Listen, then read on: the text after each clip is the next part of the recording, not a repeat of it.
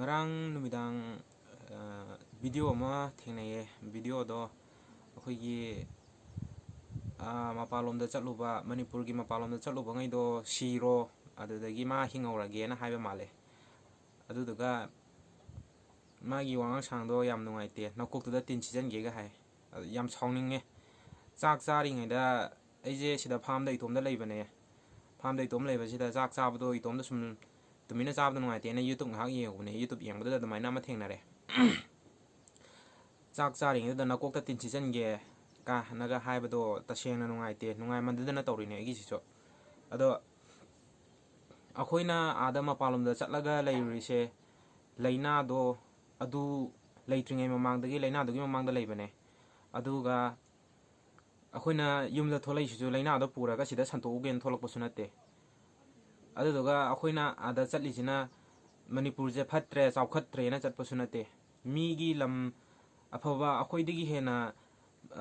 factory leiba mayam industry leiba mayam akhoi manipur da laga thabak suba mayam leirisidi moido chawkhatre na lairo mogi du so adudi admani yang taragadi wakhando yam khumandro tin season ge ga habdu yam nungaite haba fajana mi wangang bodo kai kai ge ba akhoi ju mi ni chap manai sida leirije akhoi ju nungai ponte adudagi laina do lawruge poraga sida santoke na lakpo sunate akhoi na laise tin season ge ga habdu yamna heman gra habani da akhoi na ada leibaje sida yumda tholaije condition khara leibadugna yadabadagi tangai padana thokda yada thongnara ine ada hostel da leibaduna khara phagre rent ta leiba mi akhoina hostel akhoidi hostel da lei akhoi bukta sigi khudong chada bache nangabane sanitizer leige hand sanitizer leige na chatpajida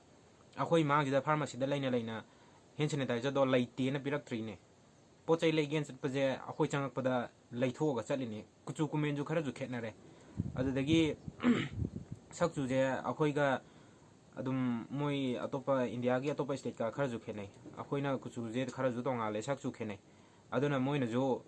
akhoida hamba chatkan daga chinese ra adura adara hange japanese la kana ga hange ado akhoi je india gi state namada leiri habje india gi manung da lei habje adubu khangbi banate sigi condition jida adumaina irang thoksel adumaina akhoi gi leina tina sumai chantoe khotoe haraga akhoi je ada leibada mina kamaina yenge habdo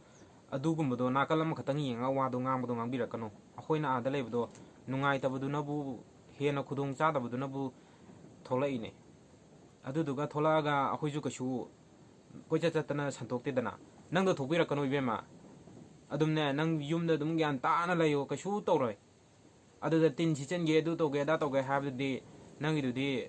akhoige phi seni di khanga ngangthoiba wado phi seni khangdre hakchang khatang seni khangbuduna di yaroi nokok tu ju khaka munna khallaga wajingang na jina kalam khatang yanga kano akhoina leije nungaina leiramgani na khanbro imanaba mayam am leiriye thokminarakpa tholakpa nanghodaba mayam am su leiri ada moina leiriba phibam do nang adugumadudi yenga ngangibro wakan munna khallaga nakanam khatang yenga wajingang na gumche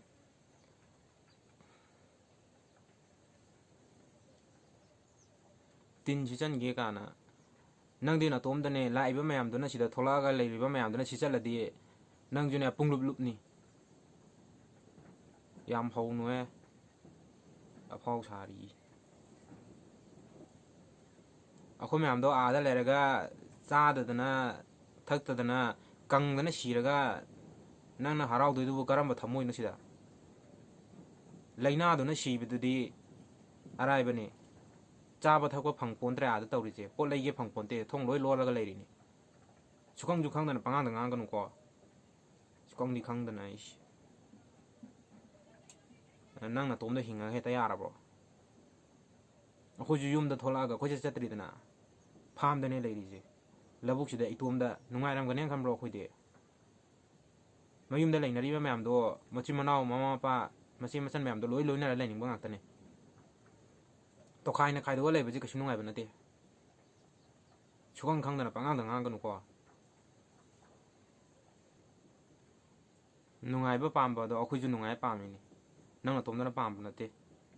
ꯑꯗꯨꯅꯕꯨ ꯑꯥꯗꯅꯦ ꯋꯥꯅ ꯁꯤꯗꯧ ꯁꯔꯨꯛꯄꯨꯗꯤꯅꯦ ꯁꯤꯗ ꯊꯣꯛꯑꯒꯅꯦ ꯃꯇꯝ ꯈꯔ ꯁꯤꯗ ꯈꯥꯡꯉꯒꯅꯦ ꯅꯨꯡꯉꯥꯏꯅ ꯂꯩꯒꯦꯅ ꯊꯣꯛꯂꯛꯏꯅꯦ